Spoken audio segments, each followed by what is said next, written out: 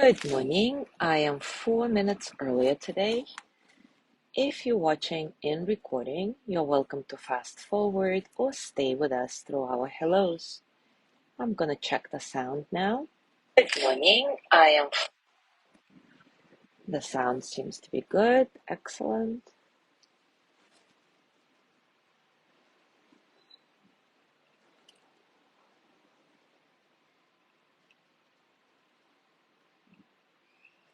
And now we're just gonna wait until everybody who wants to join us live has a chance to do so.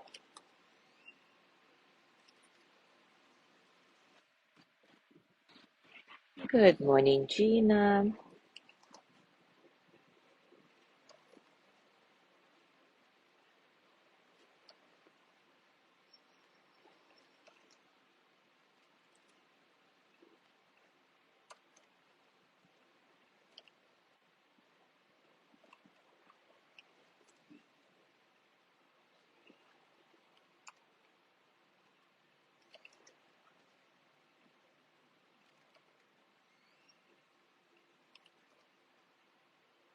Good morning, Cindy.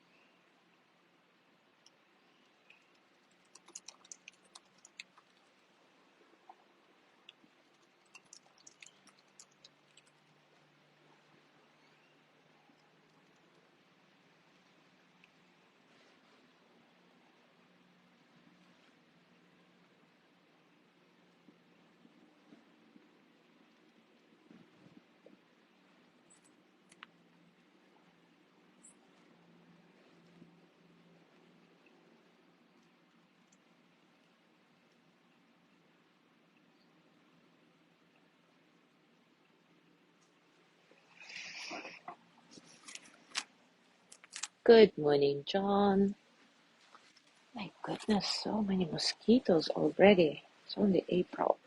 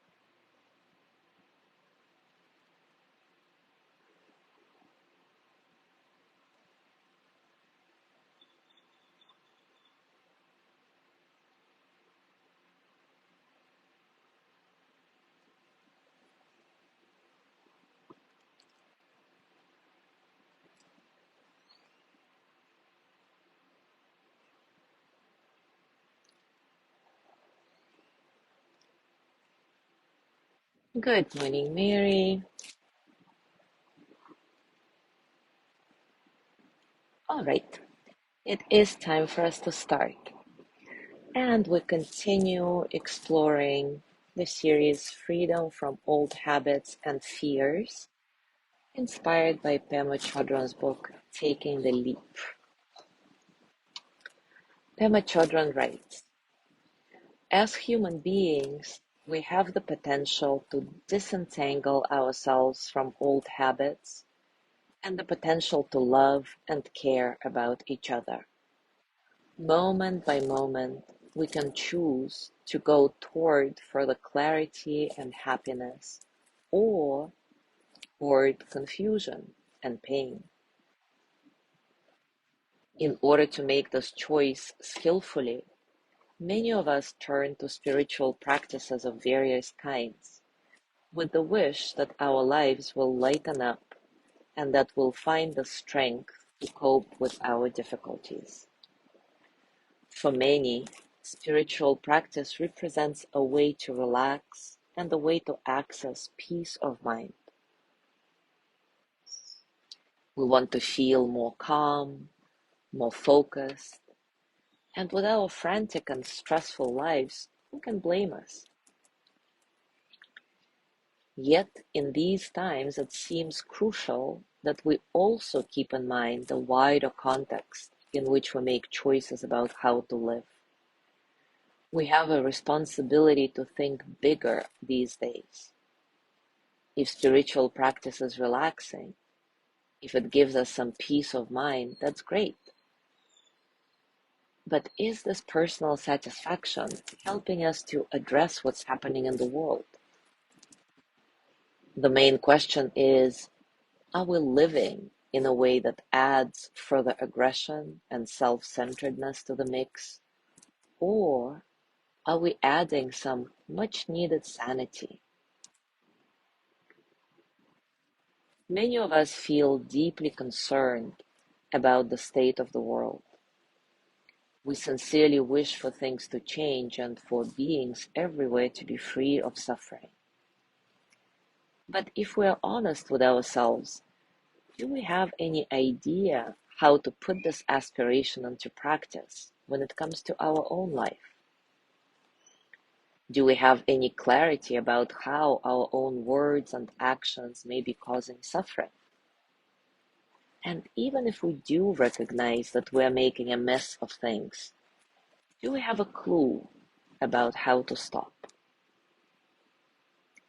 These have always been important questions, but they are especially pertinent right now. This is a time when disentangling ourselves is about more than our personal happiness. Working on ourselves and becoming more conscious about our own minds and emotions may be the only way for us to find solutions that address the welfare of all beings and the survival of the earth itself. There is a great story that illustrates this dilemma. A Native American grandfather was speaking to his grandson about violence and cruelty in the world and how it comes about. He said it was as if two wolves were fighting in his heart. One wolf is vengeful and angry, and the other wolf is understanding and kind. The young man asked his grandfather which wolf would win the fight in his heart, and the grandfather answered, "The one I choose to feed." The one I choose to feed.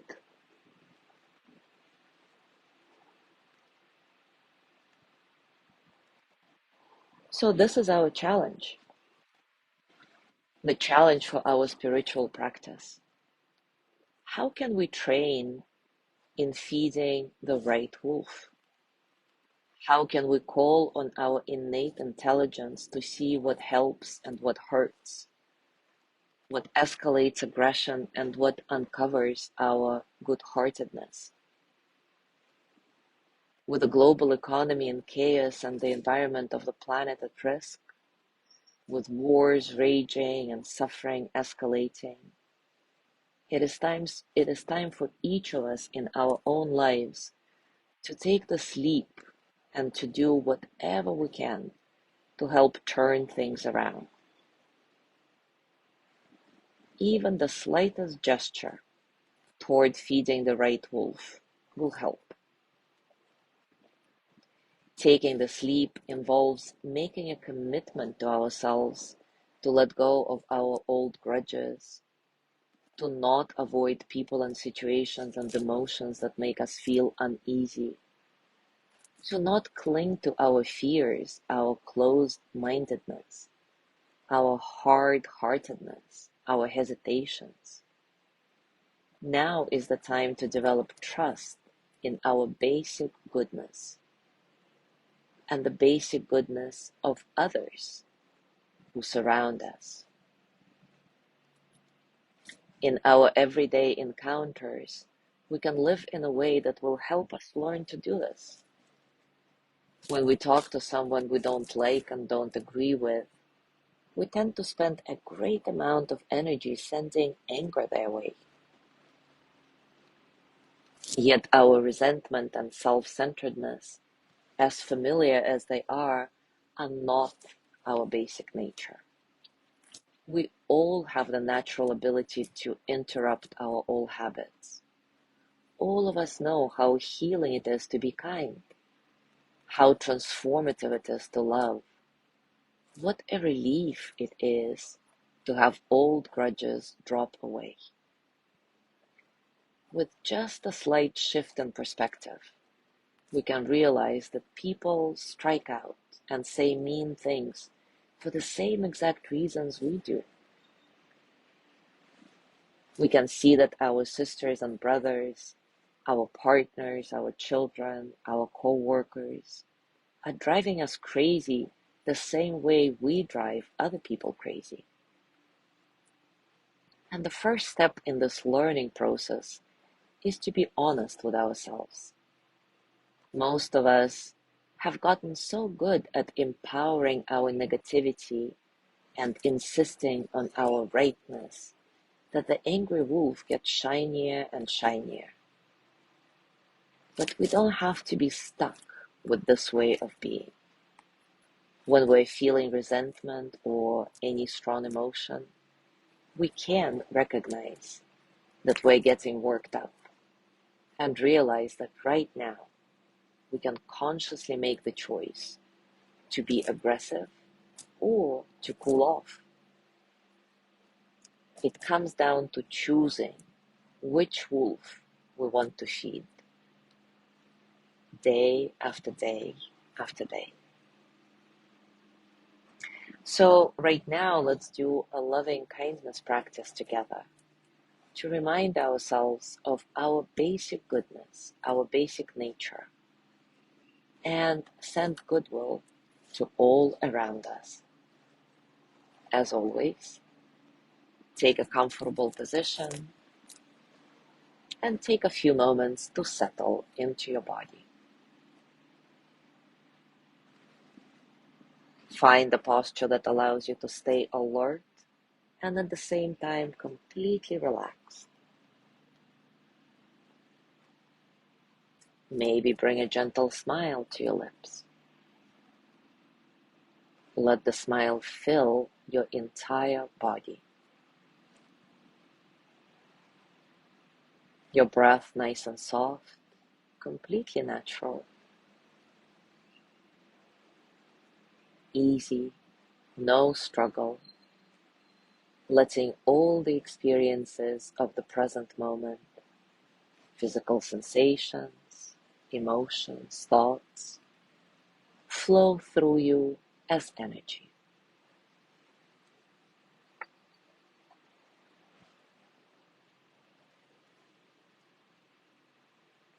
Now begin your loving kindness practice with a gentle reflection on the good within you and your wish to be happy.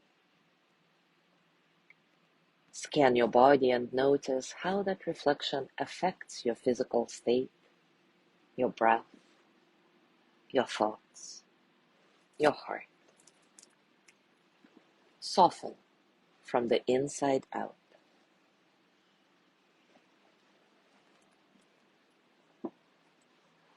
And now repeat after me, silently or out loud. May I be filled with loving kindness. May I be well in body and mind. May I feel protected, cared for, at ease. May I know deep, natural peace. With each phrase, you're offering yourself a gift. See if you can receive this gift with gentle presence. You deserve it. May I be filled with loving kindness. May I be well in body and mind. May I feel protected, cared for, at ease. May I know deep, natural peace. If your attention wanders away from this practice, away from the mantra, no worries. Simply come back and continue. If difficult feelings or memories arise, try to let them go and come back here again and again. May I be filled with loving kindness. May I be well in body and mind. May I feel protected, cared for, at ease.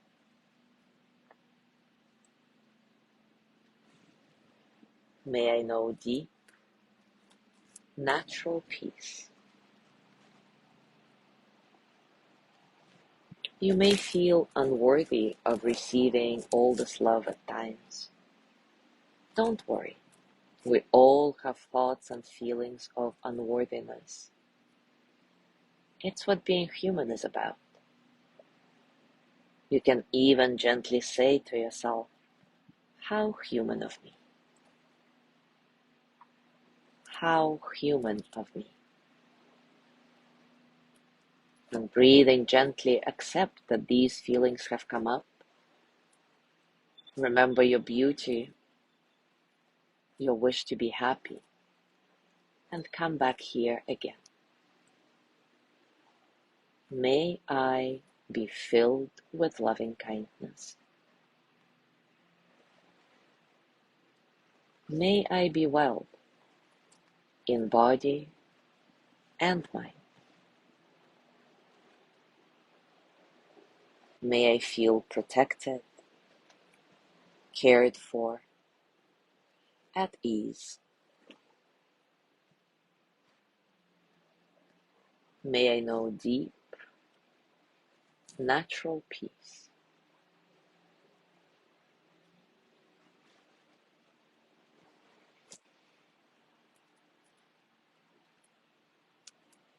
And we'll finish our practice today by sending loving kindness to all sentient beings.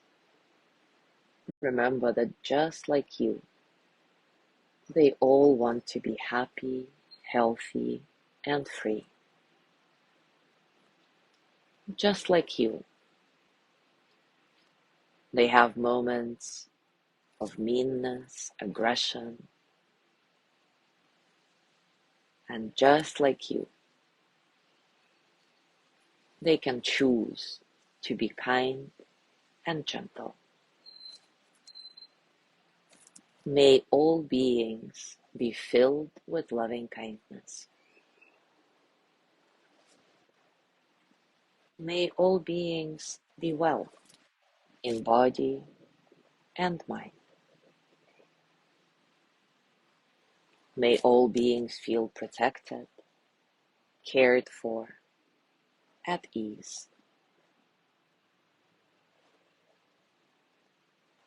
May all beings know deep, natural peace.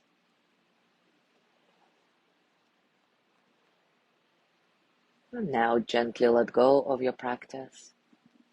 As always, scan your body. Notice what's going on for you right now, physically, emotionally, mentally. How are you?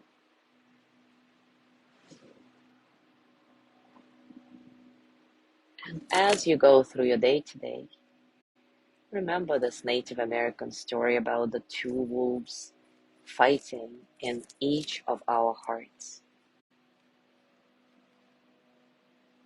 And consider that it's a choice